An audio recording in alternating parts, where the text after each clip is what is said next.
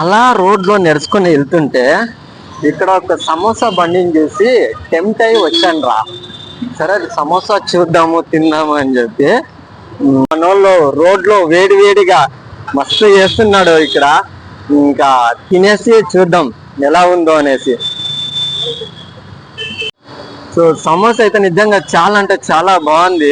అంటే ఈ leather condition వచ్చేసి చాలా కోల్డ్ గా ఉంది కదా. సో ఈ కోల్డ్ కి ఈ వేడి వేడి సమోసా అయితే నిజంగా చాలా బాగా ఇచ్చారు టేస్ట్ అయితే. సో సమోసా తిన్నాం, ఇప్పుడు జిలాబీ టేస్ట్ చూద్దాం. సో జిలాబీ ఎలా ఉంది అది ఏంది. సో జిలాబీ చెప్పాను, జిలాబీ అయితే వేడి వేడిగా వేస్తుండు. సో ఆ వేడి చూసి సరే ఒకసారి తిందామని చెప్పేసి జిలాబీ అయితే ఒక 20 రూపీస్ చెప్పా.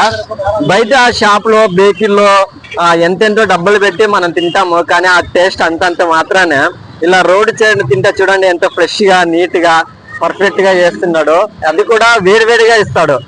సో ఈ వేడినెస్ జిలాబీ అయితే తీసుకున్నా, చాలా వేడిగా ఉంది.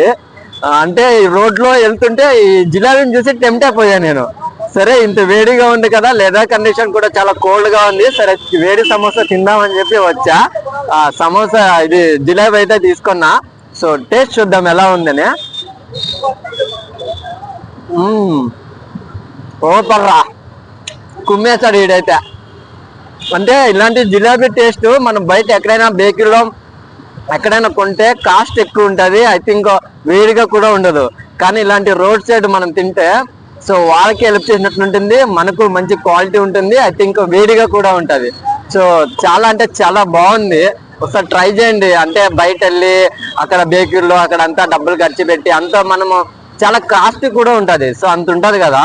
సో ఇక్కడైతే రోడ్ సైడ్ చాలా తక్కువ రేట్లో ఉంటుంది, మన ఎదురుగానే చేస్తాడు, వేడిగా ఉంటుంది, అంటే